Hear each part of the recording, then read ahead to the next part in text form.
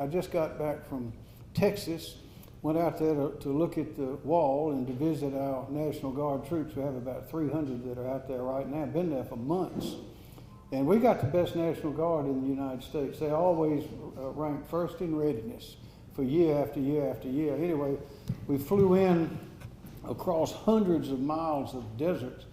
On the eastern part of Texas, there's some trees, but there are not many of them out there on the other side as you get towards the Rio Grande. And our troops were fine. I'm proud of them. They are South Carolina people, and that's why people are coming to South Carolina, because of the people. But I need to tell you, there's some serious decisions that need to be made about that situation out there with the wall and the immigration and all of those things.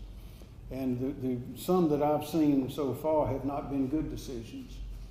And if you can just get this picture, we were there, went to El Paso, and then down about 300 miles south to Del Rio, both on the Rio Grande.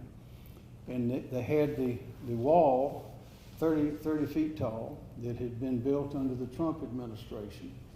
It's you've seen pictures. They have they call them bollards. They're like posts.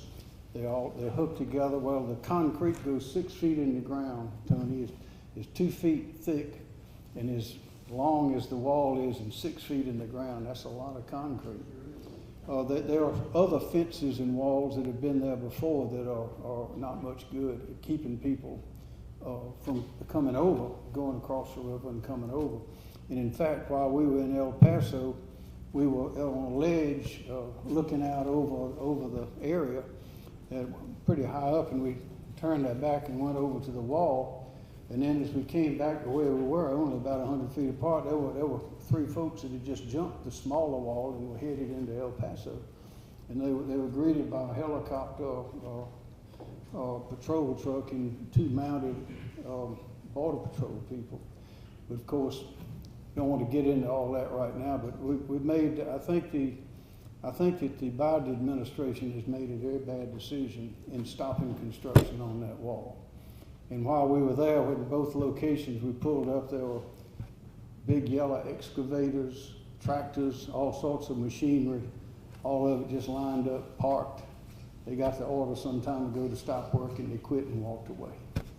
And so you'll have this big wall 30 feet high that'll work, and then you have one that existed before that may be 15 feet high. That literally where we were, you could go through holes in the wall and get across. Anyway, that's just, we don't have that problem here. We have people coming. They don't have to cross the Rio Grande to get here, but they're coming from all over the place. So that's my point, is we're in a good situation here.